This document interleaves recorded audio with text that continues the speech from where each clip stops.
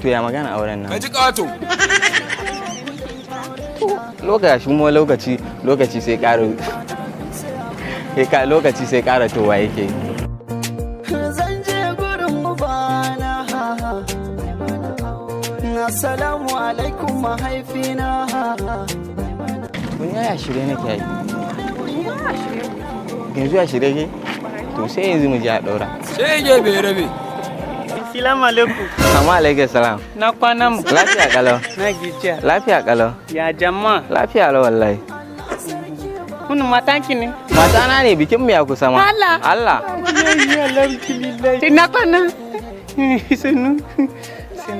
Wallahi mu ma irin wannan masala ne wallahi yana damu mu a gari shine muka zo Allah ne mun taimako. Wallahi mun kyau ruwa ne. Sai kuma maman ya buya turo mu gari ya ce da Allah mu ne a nemi kudi ko na sadaki ne. A ji a haura mana ruka ya shine muna neman taimako naira 5 naira 10 naira 20 baya yawa baya kadan. Ka ji ƙato. Okay, yanzu kuma ya raba kun fara bara kenan. Zaki ba mu taimako sai kin mun kin mun raini hankali. Kin ga zaki taimaka mana to Allah ki taimaka mana mun ba zaki taimaka ba. Kirena mana hankali anan. Sai mu siyu ban mu anan Allah sai mu siyu ban mu anan. Kaga malam ka je ko kasuwa ne ka dinga yin dako. Mu zai yi doko mu zai doki kaya ana ba mu naira 10 naira 20 kiriya ne. Mu Yorubawa mu fi karfin mu yi doko. Zaki taimaka ki taimaka ba zaki taimaki hankali Allah. To gashi.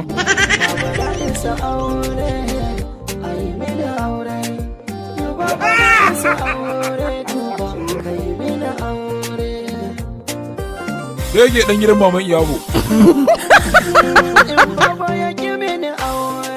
Zan tashi ne da saurari in je in baga kyawaran fama ta bi ni aure. San me ke faruwa? Yanzu ina za mu je yanzu. Mun tashi za mu buga bayani kan rubuta. Ba sai an jima kuwa? A'a, kamar yanzu ma dai za mu iya tafiya. Kai. Aji nake kawo bani da lafiya ne ma. Da yanayin garin ma kamar hadiri ya dai. To ko mu kuma gida ne? Na dai mun tafi dai kawai. To. Yawan tana ran biyan zu. Ka wuta nan ko? A'a minan dai. Mun kuma? Eh.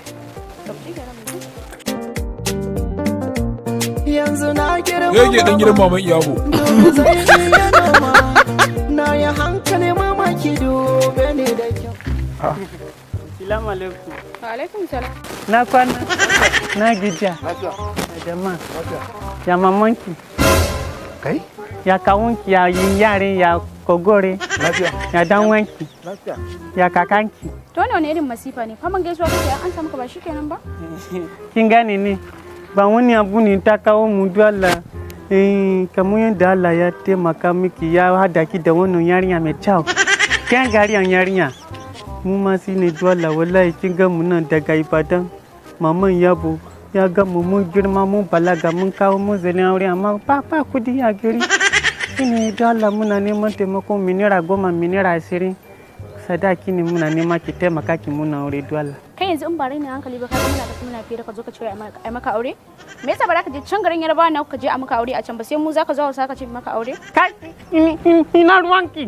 Dare ne hankali. Saurayin naka bai sai kusi kulkule ba bai nuna mana kabilansi ba shine kai kana muna bakin siki don Allah ya daka da shi za ka rena mun. Sai mu siyu ba mu ana Allah sai mu siyu ba mu. Kai? Sai ya bai rabe. Bebin na? Sai rena muna hankali sai mana wannan. Bebin na? Ka sha giya ne? Na wallahi ba mu sa Ka giya. je can Ibadan su ma aure mana. Wallahi Ibadan babu kudi. Ibadan yan mata Ibadan yayi tsada. Shine maman Yabo ya sai mu zo na arewa. Nan arewa akwai yara ko dan bisa biyar ne dole sai a taimaka mana. Sai ka can su ma auren ka.